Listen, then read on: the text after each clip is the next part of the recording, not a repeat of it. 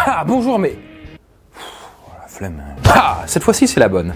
Bon, bonjour mes poissons Égypte. Est-ce que vous allez bien? Chut, ne répondez pas. Si j'ai choisi ce poisson Égypte, qui a d'ailleurs des couleurs magnifiques, c'est parce qu'aujourd'hui, il va notamment être question d'un documentaire assez sulfureux qui s'appelle La Révélation des Pyramides. Vous en avez sûrement déjà entendu parler, car ce film a rencontré un très grand succès sur Internet. Ces théories vous feront transpirer.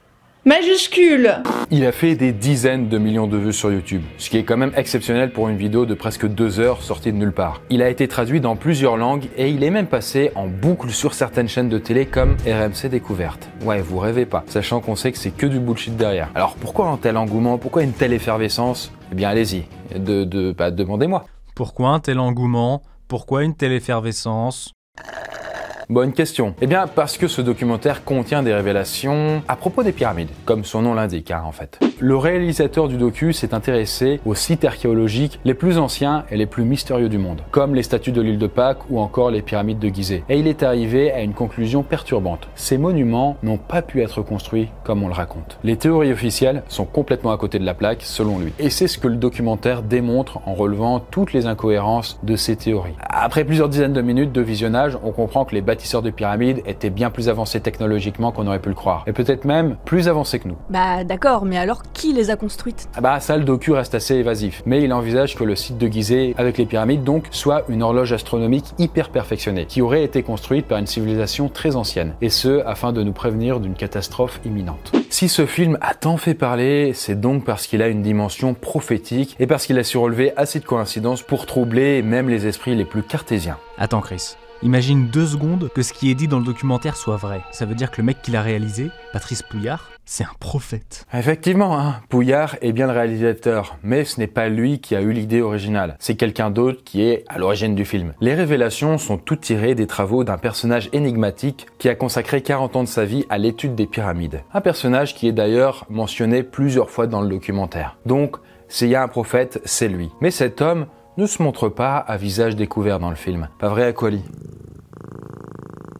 On se contente d'y apercevoir ses mains et d'entendre sa voix à seulement quelques reprises. Mais le générique ne laisse planer aucun doute. C'est lui qui est à l'origine des révélations. Alors pourquoi a-t-il choisi de rester dans l'ombre? Comment a-t-il pu percer des secrets qui avaient résisté à tous les scientifiques et tous les historiens depuis la nuit des temps? Et surtout, en sait-il davantage que le documentaire ne veut bien nous le dire? Et pourquoi affirme-t-il avoir 175 ans? Eh bien, laissez-moi vous raconter l'étonnante histoire de ce mystérieux inspirateur, Jacques Grimaud.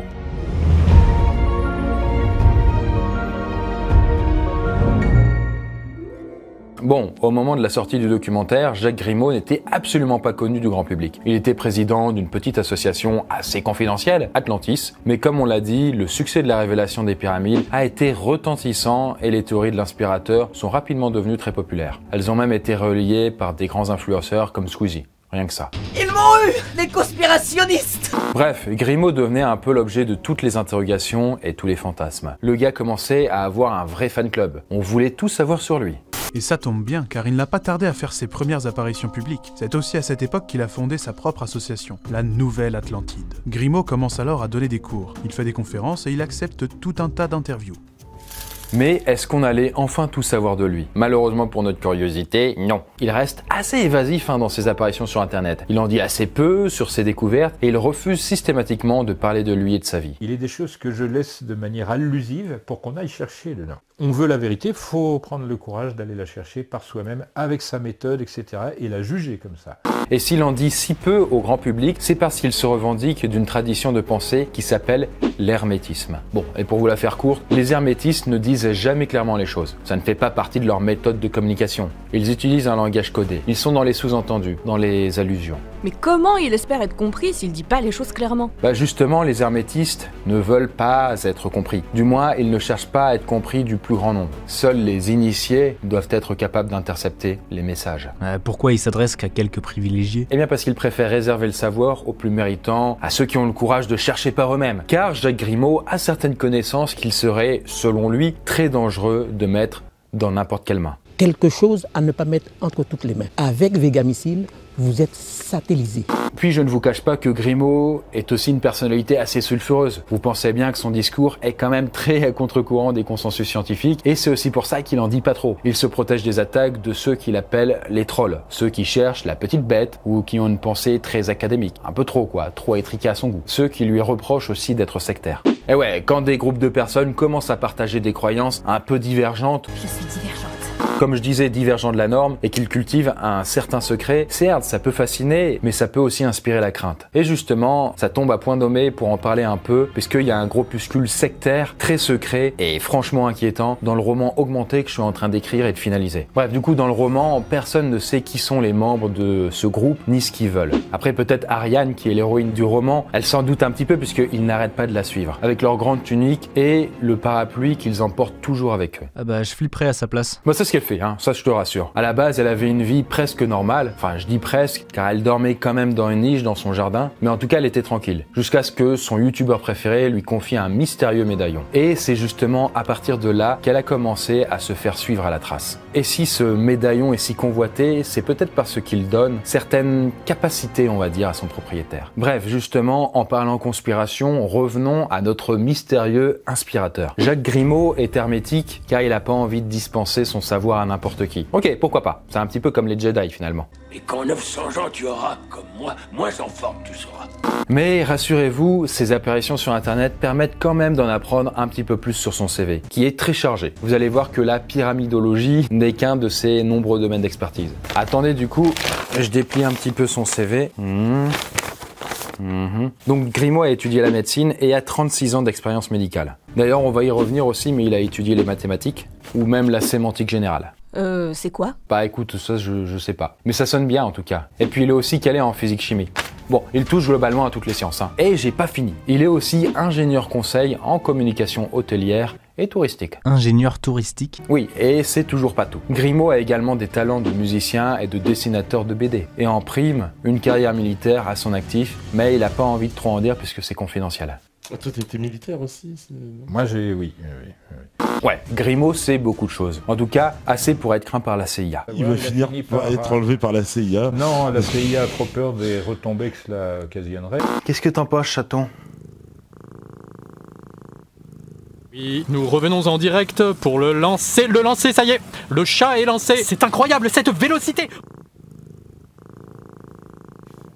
C'est le moins qu'on puisse dire. Mais Jacques est plus qu'un cerveau. Ce que j'entends par là, c'est qu'il est sportif, comme son physique ne le laisse pas forcément deviner, hein. Grimaud est expert en arts martiaux. Il raconte par exemple qu'à seulement 13 ans, il était en voie d'obtenir pas moins de 4 ceintures noires dans différents sports de combat. Bref, s'il y a un homme à qui il faut éviter de casser les couilles, c'est quand même bien lui, hein. Et d'ailleurs, il prévient lui-même. À partir de là, maintenant, les trolls peuvent m'assassiner verbalement, parce que physiquement, c'est mal barré.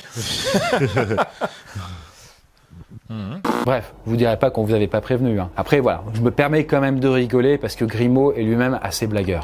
Et ouais, faut un petit peu dépasser les stéréotypes sur les prophètes. Ils ne sont pas tous austères. C'est qui sommes-nous, d'où venons-nous, où court-on? Où courge? Où courge? Voilà, c'est ça. Dans quelle étagère? C'est ça. Voilà, le jeu de mots est plutôt réussi, non? Vous n'êtes pas convaincu, mais c'est pas grave parce que y a mieux. Les récentes théories d'Albert Einstein, le frère de Franck. Non, non plus là. Bon, vous n'aimez peut-être pas les blagues trop intellectuelles. Celle-là, vous la préférez. Mais rassurez-vous, lui aussi, il s'est versé dans le grivois. On voit d'anciennes gravures où un serpent se mord la queue. Pourquoi? Parce qu'il peut, lui. Bon, j'avoue qu'elle est marrante. Bon, voilà, tout ça pour dire que Jacques, c'est pas le savant qui se prend trop au sérieux. Mais donc on n'en sait pas plus sur Grimaud? C'est un surdoué qui fait des blagues. Eh bien, c'est en tout cas sa façade, mais lorsqu'on gratte un peu et qu'on s'intéresse à ses contenus les plus confidentiels, soit les très longs entretiens, soit les conférences privées, on peut trouver un Jacques Grimaud qui s'exprime un peu plus librement, notamment à propos de sa part occulte. Il révèle par exemple qu'il sait produire de l'énergie propre et illimitée, dont malheureusement il ne peut pas nous révéler tous les secrets. Une fois n'est pas coutume. Si je disais tout de suite quels sont ses moyens, je pense que Paris serait vitrifié.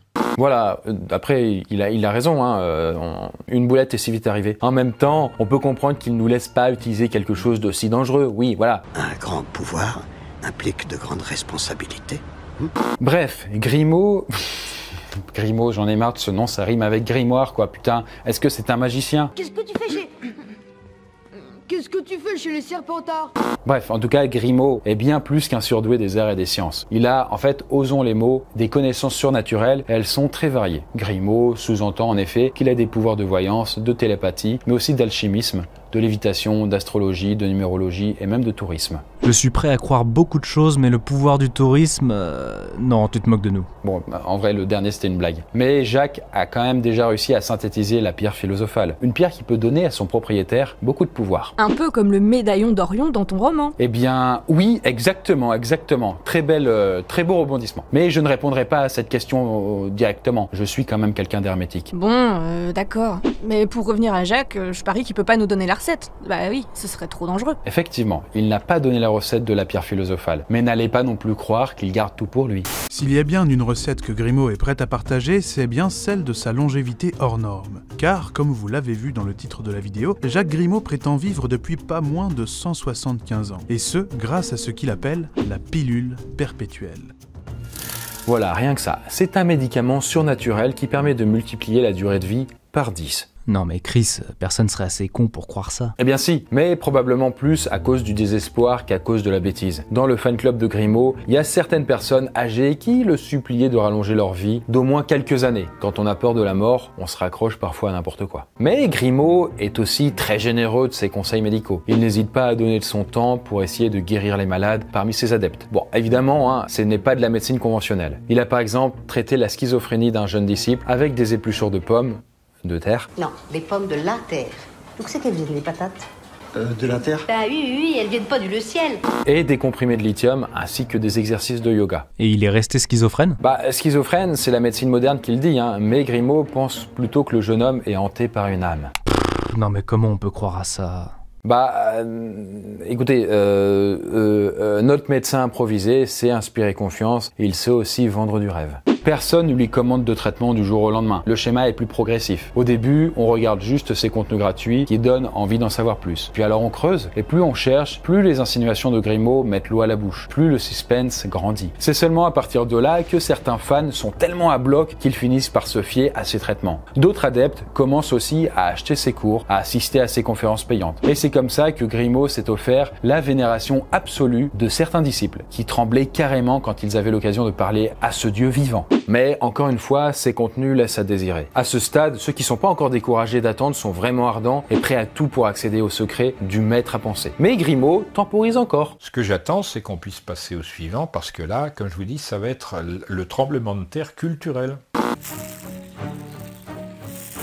Bien, on peut dire qu'il tient ses fans en haleine. Je voulais dire, il tient ses fans en haleine. Bref, il promet que tout sera révélé dans ses prochains films. Et c'est très malin de sa part, car ça lui permet de gagner du temps, mais également de l'argent, quand même. Beaucoup d'argent. Car voyez-vous, un docu, ça coûte cher. Et naturellement, Grimaud a proposé à ses fans de lui donner un petit coup de pouce. C'est un financement participatif. Comme toi avec ton roman. Oui, mais à une différence près. C'est que moi, je vais quand même sortir le livre. C'est quand même un petit détail. Parce que du côté de Jacques Grimaud, les promesses, hélas, n'ont pas été tenues. Ses fans ont mis la main à la poche, les années sont passées et pas de film, ni de remboursement. Et donc c'est la goutte d'eau qui a fait déborder le vase et c'est à partir de là que beaucoup de ses disciples lui ont tourné le dos. C'est quand même con, quand même. Il pouvait continuer à faire sa secte, son culte merveilleux. Et il a tout capoté parce qu'il a voulu se faire des vacances. Non, parce que en tout, Grimaud leur a quand même mis 108 000 € dans le cul, si vous me passez l'expression. Alors bien sûr, il leur a demandé de l'argent pour pouvoir faire son truc en retour, sauf que ça fait maintenant beaucoup d'années qu'il l'a demandé, et il y a toujours rien. Et le pire, c'est qu'à cette même époque, il commençait à mettre des photos en ligne où on le voyait parader dans des beaux hôtels avec sa femme toute parée de vêtements de luxe. Et puis le couple Grimaud s'offre aussi des jolies montres, des séances d'UV. Bref, c'est la grande vie, aux frais de ses partisans. Et puis voilà, ce qui devait arriver arriva. Certains anciens disciples étaient furieux et ont commencé à témoigner contre lui sur des groupes Facebook et même dans la presse. C'est à cette même période que beaucoup de chaînes de pensée critique, comme La Tronche en Biais ou encore Monsieur Sam, ont commencé à éplucher les discours de Grimaud et à relever méthodiquement ses nombreuses apories. L'escroquerie Grimaud commençait à éclater au grand jour.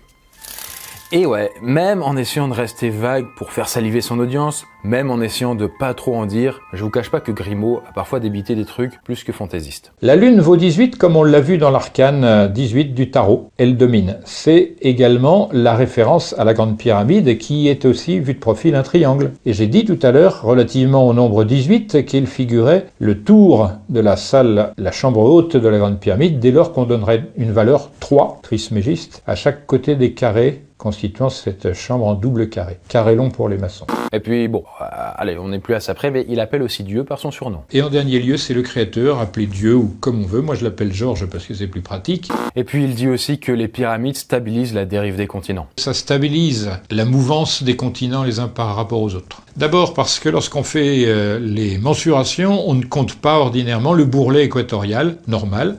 Il dit encore bien d'autres choses, toutes on va dire aussi étonnantes les unes que les autres. Bon, on n'a pas le temps de rentrer dans le fond et de débunker ici, c'est pas l'objectif de la chaîne, mais vous avez des liens en description si vous êtes intéressé. Il y a également certains fidèles de Grimaud qui ont plié les Gaules quand leur maître à penser s'est mis à flirter avec l'extrême droite et le négationnisme. Il assume publiquement ses affinités pour un négationniste connu, Robert Faurisson. Eh ben écoutez, Robert Faurisson, ça aussi ça m'intéresse, c'est un type extrêmement courageux. Mais il soutient aussi que le journal d'Anne Frank est une falsification écrite après-guerre. Le problème c'est que Anne Frank n'a jamais écrit les mémoires d'Anne Frank. Il paraît qu'elle avait un stylo bi. Exactement, qui est né 7 ans après ces écrits-là. Malgré tout, il faut quand même être indulgent avec les adeptes de Grimaud, car je vous rappelle que la plupart des gens ne sont pas encore au courant de ça au moment où ils commencent à s'intéresser à lui. Au départ, Grimaud est surtout un bon orateur, plutôt charismatique, plutôt sympa aussi, puis il a aussi une très bonne mémoire. Et c'est très dur de se méfier de ce qu'il dit, car au début, il dit pas grand chose. Comme vous l'avez vu, il sait jouer la carte du mystère et de la retenue. Il se contente de remarquer plein de coïncidences qui semblent lui donner raison. Ces coïncidences qui, évidemment, sont fabriquées de toutes pièces, mais Grimaud a l'air très sûr de lui. Et puis, comme on l'a montré, il en dit relativement peu et reste suffisamment vague pour attiser la curiosité du public. Jusqu'au moment où il faut sortir la carte bleue pour obtenir des révélations supplémentaires. Allez mater les films et compagnie. Bref, c'est à partir de là que certains fans ont découvert l'autre facette de Jacques Grimaud. Le prophète sympathique n'est pas seulement capable de mentir, d'arnaquer. Il est aussi prompt à insulter, intimider et même menacer ceux qui souhaitent quitter son navire. Et il y a même des gens éduqués, comme des ingénieurs, qui se sont laissés séduire par Grimaud et qui en ont fait les frais. Bon, après, je dis pas qu'un diplôme est preuve d'intelligence, mais ce sont quand même normalement des scientifiques et un minimum formés à la pensée critique. Il était certainement très convaincant aussi. Aujourd'hui, même si Grimaud semble en grande perte de vitesse, il n'est pas simple de quantifier son influence. Nous ne savons pas combien de fidèles continuent de marcher à ses côtés. Mais que ce soit Grimaud ou d'autres, quand on voit le talent inné qu'ont certaines personnes pour faire rêver et exercer leur fascination, on peut se demander si, tous autant que nous sommes, nous ne risquons pas un jour de nous laisser entraîner dans les filets de ce genre de personnage. Eh bien voilà, j'espère que ce personnage assez particulier vous aura captivé. En tout cas, c'est assez fou en vous racontant son histoire à quel point je trouve qu'il y a pas mal de points communs avec celle de Orion, qui est l'un des personnages principaux du bouquin que j'écris, du roman, bordel. Et voilà, sachant que Orion, lui, est le grand youtubeur qui confie le fameux médaillon à notre héroïne. D'ailleurs, on peut retrouver un extrait du roman par email. Le lien est en description. Ouais, c'est vrai, ça vous donnera un micro-aperçu du tout. En tout cas, si des personnages comme Grimaud vous ont intéressé, n'hésitez pas à nous suggérer d'autres idées en commentaire et on sera ravis de pouvoir aller regarder ça. Sur ce, on se dit à très vite.